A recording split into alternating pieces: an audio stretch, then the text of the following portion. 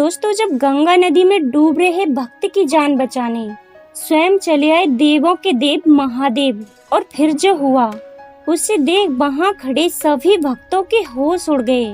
दोस्तों, महादेव का यह चमत्कार अनूप शहर के पास में बह रही गंगा नदी में हुआ, जहां पर एक गांव बसा हुआ है।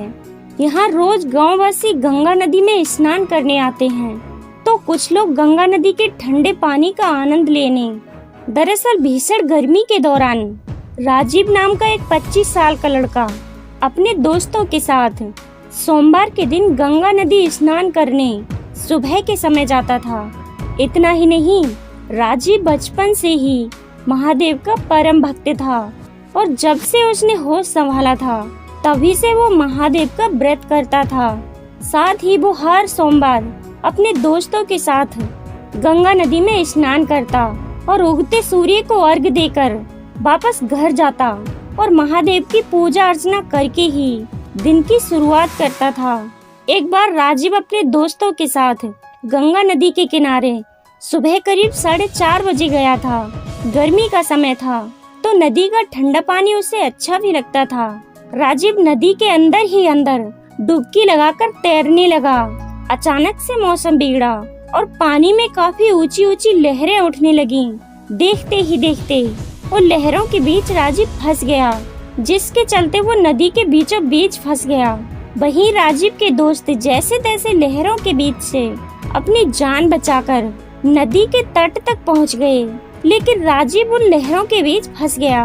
राजीव को डूबता देख उसके दोस्तों ने गोताखोर और गांव वालों को राजीव के डूबने की सूचना दी, जिसके बाद नदी के किनारे लोगों की भीड़ लग गई। वहीं राजीव मन ही मन महादेव का नाम जपने लगा और अपनी जान बचाने की गुहार लगाने लगा। कुछ ही देर में उसको नदी के लहरों के बीच एक साधु दिखा, जो कि राजीव की तरफ आ रहा था। वह साधु लहरों को चीरते हुए राजीव के पास पहुंचा और उसको अपने कंधों पर बिठाकर नदी पार कराने लगा। सबसे हैरानी की बात तो ये रही कि जब वह साधु राजीव के पास पहुंचा, तब लहरें खुद ब खुद शांत हो गईं और वो साधु आराम से उसको अपने कंधों पर बैठाकर नदी के किनारे ले आया। नदी के तट पर पहुंचकर राजीव ने उस साधु के पैर छूकर उसका शुक्रिया अदा किया। इतना ही नहीं, वहां मौजूद सभी लोगों ने उस साधु को भगवान का स्वरूप मानकर उसका धन्यवाद किया।